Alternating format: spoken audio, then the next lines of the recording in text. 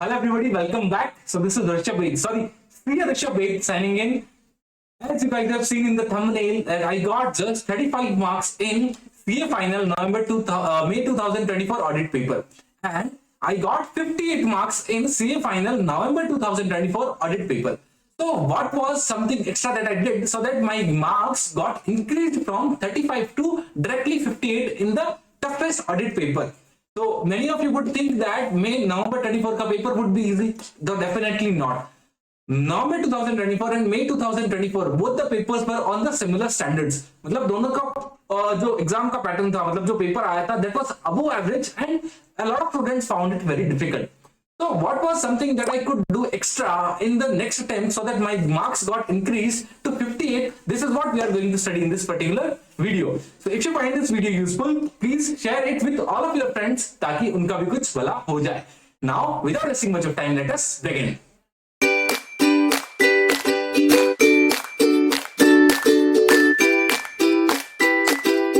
So now let us start with the video. So as you can see the results over here. So this is Rishabh Baid. I got 35 marks here and the result was unsuccessful. I have hidden the other numbers, the other marks, because a separate video will come out for individual subject.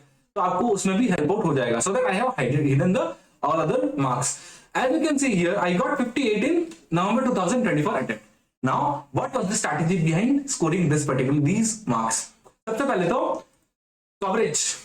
Firstly, first and foremost thing is that you should try to cover up. You should try to cover up at least 70-80% of the syllabus. I'm not saying that you should cover up the 100% syllabus. If you are covering 100%, then it is like there is nothing more than that. आपने वो किया तो सबसे best है, लेकिन अगर आपके पास में टाइम कंस्ट्रेंट है, then you should definitely look for skipping some one or two topics. I'm not saying you should skip, but if you are lagging behind the time, then you should skip some of the topics. Since I have already completed 2-3 revisions until my May 24 attempt, so while giving November 24 attempt, I had some understanding about the concepts. I had remembered a lot of things so that I was able to cover up 100%. I would recommend you try to cover up 100%. If you are unable to cover up 100%, then complete 70 to 90%, but that 70 to 90% should be 100%. I will give you an example. When I wrote my November 2024 attempt, I skipped 3-4 chapters. I will name them. Chapter number 3, that is quality control, जो SA 300 का series है, that I completely skipped. I skipped SRS जो standards on related service engagement होते हैं, that I completely skipped. हालांकि वो exam के अंदर आया था. चैप्टर नंबर 3 जो मैंने स्किप किया था, वो भी एग्जाम के अंदर आया था. But what I did was, मैंने प्रोफेशनल एथिक्स, बाकी जो भी स्टैंडर्ड्स है, उनको बहुत अच्छे से कवर किया था. फॉर एग्जाम्पल, प्रोफेशनल एथिक्स के अंदर डिसिप्लिनरी प्रोसीडिंग्स जो होती है ना, जो कि काफी जने छोड़ के चले जाते हैं, लाइक ऑलमोस्ट बहुत जने, क्योंकि वो सेक्टर के सबसे लास्ट में रहता है, and lot of people don't do that. What I did was, मैंने जो कवर किया था इन नवंबर 2024 अटेम्प्ट के लिए, उसमें I tried to cover up the selected topics and I did them thoroughly. मतलब कुछ भी उसके अंदर स्किप नहीं किया था. तो डायरेक्टर्स का जो डायरेक्टर्स का प्रोसीडिंग्स आता है, आई मीन नॉट डायरेक्टर्स का प्रोसेस, जो डिसिप्लिनरी प्रोसीडिंग्स आती है, if you are not complying with the chartered accountant act 1949, so in that case आपके ऊपर क्या क्या पेनल्टी एक्शंस हो सकते हैं, तो उसके बारे में एक पूरा मैं पढ़ के गया था एग्जाम के अंदर, और एक 5 मार्क्स का क्वेश्चन प्रोफेशनल एथिक्स से उसके अंदर से आ गया था. तो मेरे तो 5 मार्क्स बच गए. अब now if you have skipped some of the topics and you are skipping many parts of different chapters. Professional ethics के कई लोग क्या होता है कि शुरू के जो शेड्यूल्स होते हैं वो नहीं पढ़ के जाते हैं, खाली 6th और 7th शेड्यूल के ऊपर ज्यादा फोकस रखते हैं, 11th शेड्यूल के ऊपर ज्यादा फोकस रखते हैं.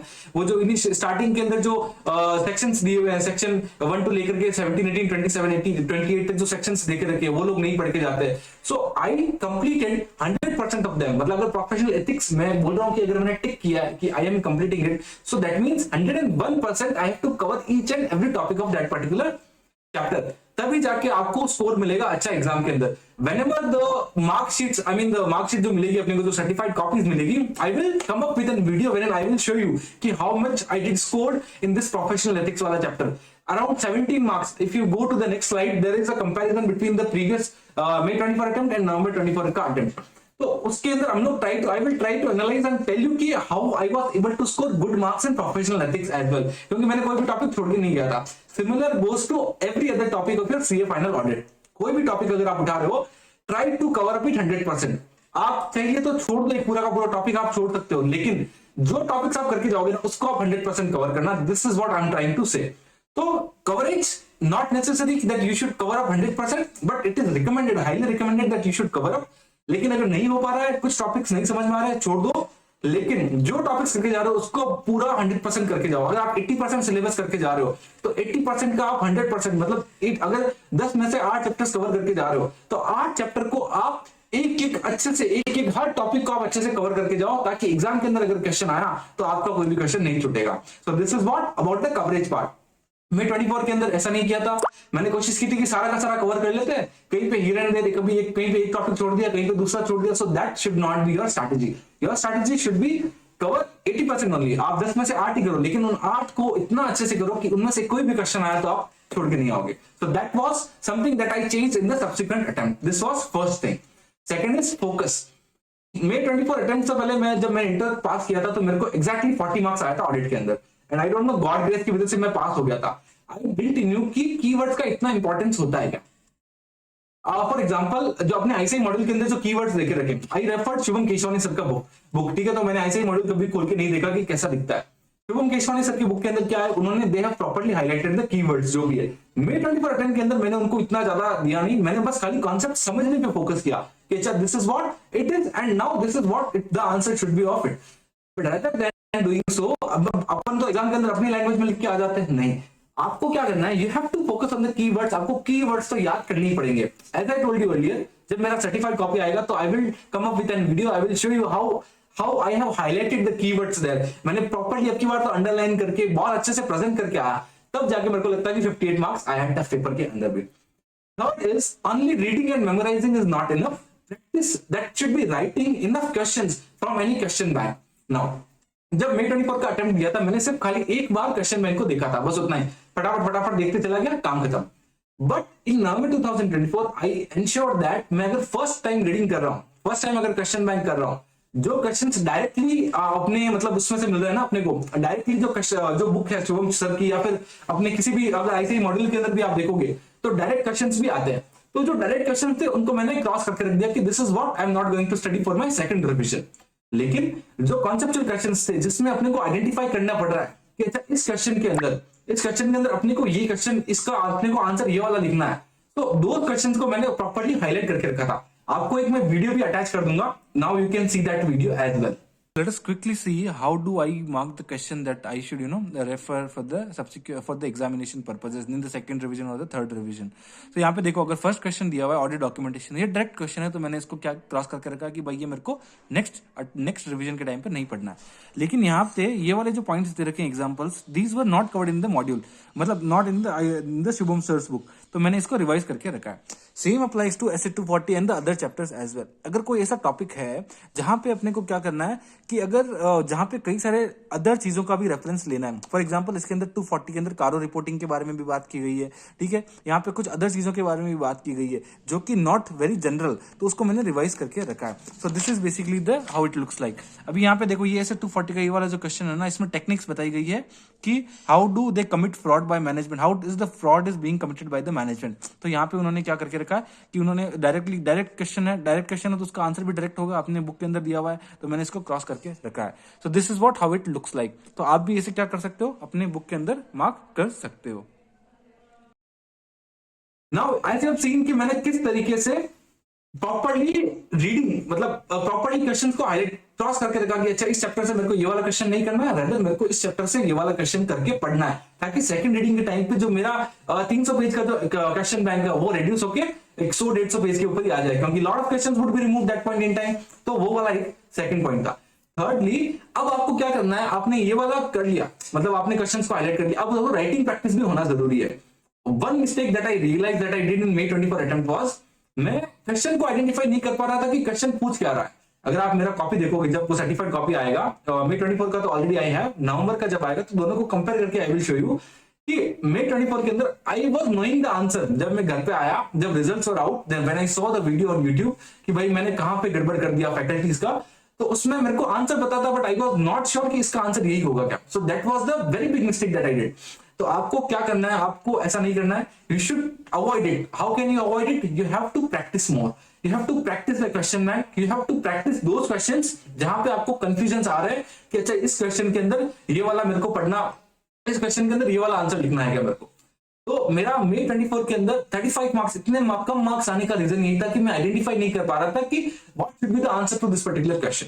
तो वो आपको कैसे पता चलेगा? वो आप अच्छी प्रैक्टिस करके जाओगे ना क्वेश्चन बैंक का, तभी हो पाएगा. So that is the third point, that you should not read and memorize. Your focus should be on reading and memorize. Plus you should also solve question bank, ताकि उससे क्या होगा, आपका प्रैक्टिस बढ़ेगा, आपको पता चलेगा कि अच्छा इस क्वेश्चन के लिए मेरे को ये वाला आंसर लिखना है. And writing practice is also very very essential. Alright, so these were the 3 points. Should you go ahead with ABC analysis? क्या आपको ABC analysis के साथ में जाना चाहिए क्या? May 24 के अंदर यही गलती कर दी थी. क्या हुआ था कि बैंक ऑडिट एनबीएफसी के अंदर से नवंबर 23 के अंदर क्वेश्चंस आ रखे थे, तो मैं सोचा नहीं आएंगे. लेकिन if you see, bank audit और एनबीएफसी से मिला के 10 से 15 मार्क्स के क्वेश्चन पूछे थे May 24 अटेम्प्ट के अंदर, दोनों MCQ and descriptive. I am talking both. 10-15 marks के क्वेश्चन उधर से आ गए थे और मैं उसको स्किप करके गया. बोला एबीसी लास्ट टाइम आया था तो इस टाइम नहीं आएगा. लास्ट टाइम उस टाइम पे इन्वेस्टिगेशन आया हुआ था नवंबर 23 के अंदर, तो मैं सोचा इन्वेस्टिगेशन May 24 में नहीं पूछेंगे, तो मैं ड्यू डिलिजेंस और वो वाले अदर टॉपिक्स करके चला गया, लेकिन वापस इन्वेस्टिगेशन का क्वेश्चन आ गया. सो should you do ABC analysis? I would highly recommend. जो इंपॉर्टेंट टॉपिक्स है उनको तो आप करना ही करना, प्रॉपर्ली आपको करना है. 80% ABC एनालिसिस आप तब करो जब आपके पास टाइम कंस्ट्रेंट हो, टाइम की कमी है, आपको लग रहा है यहाँ पे प्रॉब्लम हो सकता है टाइम का, तो जाके आप ABC एनालिसिस को रेफर करो. अदरवाइज तो आप पूरा का पूरा, मैं बोल रहा हूँ आपको कुछ भी छोड़ के मत जाना. आईसी आजकल तो एमसीक्यूज के अंदर कहां से क्वेश्चन पूछता है आपको पता भी नहीं चलेगा. तो ABC analysis you can refer एक अंडरस्टैंडिंग लेने के लिए कि अच्छा this topic is more relevant. ठीक है, आपको मालूम पड़ेगा कि चाहिए E कैटेगरी, B कैटेगरी है या फिर ये C कैटेगरी है, लेकिन आएगा मेजरली A और B में से, लेकिन C कैटेगरी को भी वो कई बार ज्यादा वेटेज दे देते हैं. तो इट इज योर चॉइस, आपको कंसिडर करना है कि नहीं करना है. आई कंसिडर्ड इट एंड उसका मेरे को नेगेटिव रिजल्ट मिला है ABC एनालिसिस का. ठीक है, ABC एनालिसिस आप करो, लेकिन आपका कवरेज पूरा होना चाहिए. आपने AB को ज्यादा फोकस देना. ABC एनालिसिस में AB पे आप ज्यादा फोकस रखो, लेकिन C को भी आप पढ़ के जाओ. ऐसा नहीं हो कि आप C को बिल्कुल इग्नोर कर रहे हो. That should not be part of your strategy. ठीक है, now mock test. I gave 2 mock test in November 2024 attempt. मैं घर पे बैठा था, घर पे बैठ के आराम से 3 घंटे शांति से बैठ के लिखा हूं पेपर को. ठीक है, कोई क्वेश्चन मेरे को लग रहा है कि अच्छा इसका तो मेरे को डायरेक्ट आंसर मालूम है, to save the time save करने के लिए मैंने उसको स्किप कर दिया होगा. लेकिन जहां पे मेरे को लग रहा है कि अच्छा ये क्वेश्चन पे तो मेरे को आई नहीं आंसर, तो उसका आई ट्राइड कि समथिंग मैं कुछ कितना लिख सकता हूं. तो इससे आपको मालूम पड़ेगा कि what is your ability if you are not knowing any answer to that particular question. तो आप कैसे आंसर करना है उसको. तो एक mock test is also very very essential. दो तो मिनिमम देना ही देना मॉक टेस्ट, ताकि आपको पता चलेगा कि आप कहां पे हो.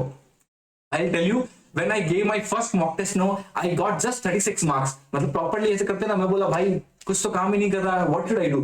And this ये मॉक टेस्ट था ना, ये मैं May 24 वाले पेपर का दिया था, क्योंकि उस टाइम पे मैंने मॉक टेस्ट नहीं दिया था.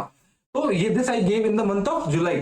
ठीक है, तो मैं अगस्त सितंबर अक्टूबर 3 महीने का मेरे पास time, sorry I gave in month of August में दिया था, सितंबर अक्टूबर 2 महीने का टाइम बच गया था. Then I started implementing all this कि अच्छा मेरे को मालूम पड़ रहा था अगर मैं कुछ मैं जो टॉपिक छोड़ के गया था ना, उसी के अंदर से मॉक टेस्ट के अंदर क्वेश्चन आया हुआ था. तो आई रियलाइज कि मेरे को भाई अगर मैंने प्रोफेशनल एथिक्स, अगर मैंने स्टैंडर्ड्स कोई भी ऐसे को कवर किया तो उसको 100% कवर करना है, कीवर्ड्स को हाईलाइट करना है. ठीक है, राइटिंग प्रैक्टिस होना जरूरी है. So this I got during writing my first mock test of May 2024 वाला जो मॉक टेस्ट आया था उसका. तो that is one more thing, that mock test should be part of your strategy. How many attempts का RTP MTP आपको करना चाहिए. So as we have also discussed in point number 3 यहाँ पे कि आपको कोई भी क्वेश्चन बैंक रेफर करना है. अगर आप कोई रिसेंट वाला कोई क्वेश्चन बैंक रेफर करते हो तो उसमें आपके प्रीवियस ईयर के जितने भी आरटीपी एमटीपी है सारे के सारे कवर होते हैं. लेकिन क्या होता है वहां पे करंट अटेम्प्ट के आरटीपी एमटीपी आपको नहीं मिलते हैं. तो इन that case what you should be doing is, आपको करंट अटेम्प्ट के, मतलब आपका अगर लेट्स से May 25 का अटेम्प्ट है या फिर नवंबर 25 का अटेम्प्ट है, तो उस अटेम्प्ट के आरटीपी एमटीपी के क्वेश्चन आंसर्स आपको वहां पे नहीं मिलेंगे. तो आपको एटलीस्ट वो तो सॉल्व करने ही करना है. आप ट्राई टू कवर करो. आप फैकल्टीज बता देती है कि हमने कितने आरटीपीज एमटीपीज इस क्वेश्चन बैंक के अंदर कवर करके रखे, तो उसके हिसाब से प्लान कि कौन कौन से आरटीपीज एमटीपीज कवर नहीं हुए हैं और उनको आपको कवर करने की कोशिश करनी है. सो that is basically the RTP MTP का पार्ट. हालांकि मेजॉरिटी ऑफ द आरटीपी एमटीपीज जितने भी होते हैं वो कवर अप हुई रहती है क्वेश्चन बैंक्स के अंदर, जो भी लेटेस्ट वाले आते हैं. लेकिन अगर आपके पास पुराने वाला है तो प्रीवियस अटेम्प्ट की आरटीपी एंटीफीस तो आपको डेफिनेटली करना ही चाहिए. So that was about part of this particular strategy. तो आपको मैंने कुछ आई थिंक कुछ तो अगर वैल्यू एडिशन हुआ तो please do mention in the comment section, ताकि मेरे को भी मालूम पड़े कि should I come up with another part of this video और this is enough. Alright, now moving on to the next slide. Now this is the paper analysis, CA final May 24 versus November 2024 का analysis. As you can see, essays were 24 marks. It became 42 in the subsequent attempt. All right. SRE ये जो अपने additional standards आए ना, उनका weightage 10 marks का था. It increased to 14 marks. मतलब आप ऐसा नहीं सोच सकते कि अच्छा मैं इसको छोड़ के चला जाऊंगा तो मेरा ये काम हो जाएगा. नहीं होगा. You can see 56 marks were directly from the standards on auditing. मतलब वो एसआरएस एसएई जो भी अपने वो एडिशनल स्टैंडर्ड्स उन सबको मिला के 56 मार्क्स नवंबर 24 के एग्जाम के अंदर आए थे. And it was only 34 in May 24 examination. So you can't say कि अच्छा ऐसे इसमें इंपॉर्टेंट है इसमें नहीं है. यू कांट प्रेडिक्ट आईसीए कि आईसीए क्या लेके आने वाला है. प्रोफेशनल एथिक्स 17 मार्क्स का था और यहाँ पे 22 का हो गया. तो यहाँ पे मैंने नवंबर 24 के अंदर एक टेबल कंपैरिजन में डिस्क्रिप्टिव प्लस एमसीक्यूज डाले हुए. मतलब ये जो प्लस दिया हुआ है ना, +2 +4 +12 +2, so this is basically the MCQ वाला पार्ट. ठीक है, तो ये पूरा प्रॉपर्ली एनालिसिस किया हुआ है. अब एज यू कैन सी अगर कोई एबीसी एनालिसिस के थ्रू जाएगा कि अच्छा इन्वेस्टिगेशन तो ना May 24 के अंदर 5 मार्क्स के लिए आया हुआ था, तो इन्वेस्टिगेशन नहीं आएगा, I should do due diligence या फिर फॉरेंसिक ऑडिट. लेकिन you see there was no question from due diligence forensic audit. एक ड्यू डिलिजेंस से आई रिमेंबर एक 2 मार्क का एमसीक्यू था that I forgot to mention over here. बस उतना ही. और यू कैन सी 4 मार्क का डिस्क्रिप्टिव क्वेश्चन आया था वापस इन्वेस्टिगेशन से. तो प्रीवियसली 2-3 अटेम्प्ट से कंटिन्यूअसली इन्वेस्टिगेशन पे क्वेश्चन पूछ रहे हैं. तो ऐसा नहीं है कि May 24 में नहीं आएगा, May 25 में नहीं आएगा. It can come, it might not come. So that is judgement. तो आपको क्या करना है, आपको तो पूरा का पूरा कवर करके ही चलना चाहिए. ठीक है, एटलीस्ट एक प्लेन रीडिंग देके चलो कि अच्छा कोई भी क्वेश्चन आया तो मैं कुछ तो उसका आंसर लिख पाऊं. ठीक है, इंटरनल ऑडिट से ठीक है. Then you can see NBFC से 4 मार्क का क्वेश्चन आया था May 24 के अंदर. तो अब लोग बोलेंगे कि एनबीएफसी इतना इंपॉर्टेंट नहीं रहेगा. लेकिन यू सी हियर एनबीएफसी और बैंक ऑडिट दोनों का मिला के 11 मार्क्स के क्वेश्चन आए थे आपके नवंबर 24 अटेम्प्ट के अंदर. So see how crucial these topics are. ठीक है, पीएससी ऑडिट से 8 मार्क का क्वेश्चन आया था. पीएससी और ग्रुप ऑडिट का बोलते हैं कि 4-4 मार्क के क्वेश्चन आते हैं कि ग्रुप से 4 आएगा, पीएससी ऑडिट से 4 मार्क का आएगा. लेकिन पीएससी ऑडिट से 4 मार्क का डिस्क्रिप्टिव पूछ लिया, 4 मार्क का इन्होंने एमसीक्यू भी पूछ लिया था. So this you should never skip a topic. Audit मतलब नॉट ऑडिट एनी सब्जेक्ट के अंदर आपको टॉपिक तो कोई भी स्किप नहीं करना है. लेकिन हाँ, कुछ आपको टॉपिक्स जहां पे आपको लगे कि अच्छा यहाँ पे डिफिकल्टी हो सकती है, उसको आप क्या करो, एक प्लेन रीडिंग देके 1-2 बार पढ़ के उसको छोड़ दो, ताकि अगर कुछ आ गया तो आप 1-2 नंबर तो गेन करने की काबिलियत रखोगे. लेकिन जो remaining 80% 90% whatever portion you are covering, उसको आपको 100% कवर करके जाना है. सो दिस इज द मूल मंत्र ऑफ दिस पर्टिकुलर वीडियो. और इससे आपको पास होने से कोई नहीं रोक सकता. आपको एग्जामिनेशन पक्का आएगा. And this is a tested strategy. मेरे को 58 आया. I don't know where did I lose 2 marks. 2 marks और ज्यादा आते तो मेरे को एग्जामिनेशन भी आ सकता था. बट वेट करते हैं आईसीए की कॉपीज का, सर्टिफाइड कॉपीज का, उसमें पता चलेगा कि कहां पे और गड़बड़ हो गई थी. बट या this is what all about the discussion of this particular video. If you like this video please share it with all of your friends, ताकि उनका भी कुछ भला हो जाए. Thank you so much for watching. Thanks a lot.